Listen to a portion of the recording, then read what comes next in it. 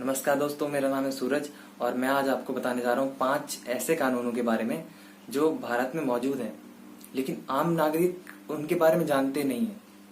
और कभी कभी क्या होता है कि इसकी वजह से बहुत प्रॉब्लम फेस करनी पड़ती है। कभी कभी क्या होता है कि ये एग्जिस्ट करते हैं सारे कानून, लेकिन हमें उनके बारे में पता नहीं होता। और ये मोस्ट कॉमन कानून होते हैं कि जैसे जैसे किसी के साथ झगड़ा हो गया या कोई लैंड डिस्प्यूट हो गया या कुछ भी ऐसी छोटी मोटी चीज हो गई, तो पुलिस क्या करती है, अरेस्ट करती है और लेके डायरेक्ट। तो लेकिन अगर हमें थोड़ी बहुत नॉलेज हो, लीगल नॉलेज हो, तो हम क्या कर सकते हैं, हम अपने राइट के बारे में अवेयर रह सकते हैं। हम बोल सकते हैं नहीं, ये कानून एग्जिस्ट करता है, आप ऐसा कैसे कर सकते हैं। तो मैं आपको ऐसे ही 5 कानूनों के बारे में बताने जा रहा हूँ। सबसे पहला कानून है आर्टिकल 22 में गिवन है कि अगर कोई भी व्यक्ति उसको अरेस्ट किया जाता है तो ये कंपलसरी है कि आपको जो सबसे समीप डिस्ट्रिक्ट मजिस्ट्रेट है उसके सामने प्रेजेंट करना ही होगा with in 24 hours of arrest. ये एक आर्टिकल 22 में गिवन है। साथ में ये भी गिवन है कि आपको बताना होगा उस पर्सन को कि आपने किस ग्राउंड पे उसको अरेस्ट किया है। तो ये आर्टिकल 22 बहुत ज्यादा इंपॉर्टेंट है और हमारे फंडामेंटल राइट में से एक है। अब दूसरा इंटरेस्टिंग कानून क्या है, अगर मान लीजिए कि आप अरेस्ट हो जाते हैं, किसी भी जुर्म में आप अरेस्ट हो जाते हैं। अब आप सोचिए, फिल्म जैसा होता है ना, फिल्म में, मूवी में होता है कि पुलिस ऑफिसर आपके सामने बैठा है और आप उसके सामने बैठे हो, बीच में टेबल है और अंधेरा है, आपसे पूछताछ की जा रही है, आप अरेस्ट हैं। तो इस समय आपके क्या राइट है? राइट नंबर 1, आपका राइट है कि आप साइलेंट रह सकते हैं। Right to be silent. आप ये बोल सकते हैं कि मैं तब तक चुप रहूंगा जब तक मेरी बात नहीं हो जाती मेरे लीगल प्रैक्टिशनर से। तो ये आपका एक राइट होता है। दूसरा राइट क्या है आपका?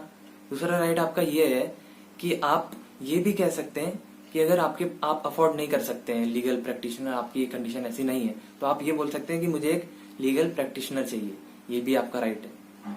आपका राइट ये भी है कि आपको हथकड़ी नहीं लगाई जा सकती है। आपको ये पता है कि हथकड़ी लगाना भी कानूनी गलत है, लेकिन ये तब सही है जब पुलिस को ये ऐसा अंदेशा हो, ऐसा लगे, उसको शक हो उनको कि ये जो मुजरिम है ये भाग सकता है, तो लगाना पड़ता है। और ऐसा होता है कि हमेशा ही पुलिस को ये शक होता है कि वो भागेगा, इसलिए आप हमेशा देखेंगे वो हथकड़ी लगी रहती है। साथ में आपका ये भी अधिकार है कि अगर मान लिया कि आपको अरेस्ट तब किया गया कि जब किसी को पता ही नहीं है आपके बारे में कि इसको अरेस्ट भी किया गया, किसी को इन्फॉर्मेशन ही नहीं है, तो आपका राइट है कि आप पुलिस से कहें कि मैं किसी को इन्फॉर्म करना चाहता हूँ कि मैं अरेस्ट हुआ हूँ। वो आपको प्रोवाइड करेंगे सारी फैसिलिटी। ये आपका राइट है और ये कॉन्स्टिट्यूशन में गिवन है। हमारी जो आईपीसी होती है, सीआरपीसी होती है, ये क्या होती है, एक तरीके से मान लो आप कानूनी ग्रंथ है। इसमें सब लिखा है कि किस तरीके से क्या चीज होगी। मतलब अगर किसी ने ये जुर्म किया तो इसको कौन सी सजा मिलनी है, आईपीसी में लिखा है, इंडियन पिनल कोड। किसी ने कोई जुर्म किया, सीआरपीसी, क्रिमिनल प्रोसीजर कोड, उसमें भी लिखा है। तो ये दोनों ग्रंथ हैं, ये बताती हैं किसको किस तरह से सजा देनी है। अब थर्ड जो राइट है, जो मैं आपको बताने जा रहा हूँ, जो थर्ड कानून है, वो मोस्ट कॉमन है और आपको पता ही होना चाहिए। ऐसी नौबत ना आए कि आपको जरूरत पड़े उसकी।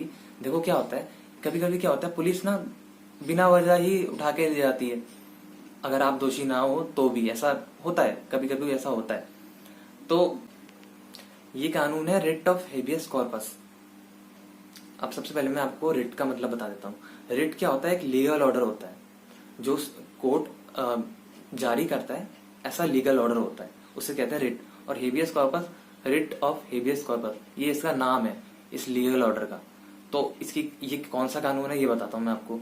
कि मान लिया कि आपको आपको अरेस्ट किया, आपको उठा के ले गई पुलिस। अब आप तो मानते हैं कि आप तो निर्दोष हैं, और सच में आप मान लो कि आप निर्दोष हैं, तो लेकिन पुलिस तो पुलिस होती है, वो तो छोड़ने से रही आपको। तो आपके जो घर वाले हैं या आपके जो रिलेटिव्स, जो भी कोई भी आपका दोस्त वगैरह कोई भी है, वो क्या कर सकता है, सुप्रीम कोर्ट या हाई कोर्ट जा सकता है, वहां से रिट ऑफ हेबियस कॉर्पस जारी करवा सकता है। ये क्या करती है, कोर्ट आपको क्या करती है, जिसको भी अरेस्ट किया है उसको कोर्ट में लाने के लिए बोलती है पुलिस को, और फिर वो उस मामले का संज्ञान लेती है। अगर उसे लगता है कि कोई ग्राउंड है जिसपे इसको अरेस्ट करना चाहिए था, तब तो ठीक है। लेकिन अगर उसे लगता है कि नहीं, इसे बेवजह अरेस्ट करके रखा गया है, तो आपको रिहा किया जाएगा और साथ ही पुलिस को फटकार लगाई जाएगी। अब एक और इंटरेस्टिंग कानून है, वो ये है कि जो महिलाएं होती हैं उनको ना तो सूरज ढलने से पहले अरेस्ट किया जा सकता है, ना सूरज ढलने के बाद अरेस्ट किया जाता है।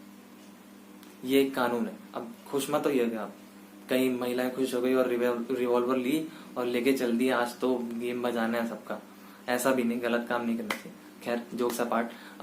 और एक और बात है, इसमें एक्सेप्शन ये है कि अगर जो डीएम है, अगर डीएम एक लेटर जारी करता है, रिटर्न लेटर जारी करता है कि अगर मान लिया कि महिला ने संगीन अपराध किया है, बहुत ज्यादा संगीन अपराध है, तो एक रिटर्न लेटर जारी करेगा और साथ में महिला कांस्टेबल होगी तो अरेस्ट किया जा सकता है, अब रात के टाइम भी, यानी सूरज ढलने के बाद भी और उससे पहले भी, इस कंडीशन में। ये एक्सेप्शन है।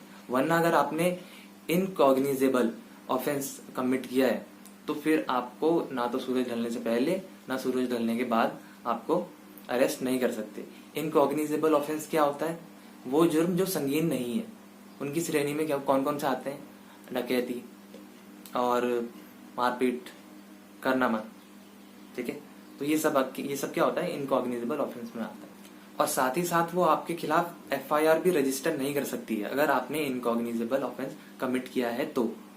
और एक बात और होती है, अगर मान लिया कि आपने ये ऑफेंस कमिट किया है, कोर्ट की परमिशन जरूरी है, तभी वो एफआईआर दर्ज हो सकती है, तभी आपके खिलाफ आपको अरेस्ट किया जा सकता है कोर्ट की परमिशन के साथ, ठीक है। अगर आप, एक एक्सेप्शन है, अगर आपसे मान लिया कि आपने इनकॉग्निजेबल ऑफेंस कमिट किया है और पुलिस आपको बेवजह फंसाना चाह रही है, अगर वो आपसे आपकी आइडेंटिटी पूछती है, नाम, पता, फोन नंबर, ये सब डिटेल पूछती है, और अगर आप मना कर देते तो ये लीगली सही है कि वो आपको अरेस्ट करे।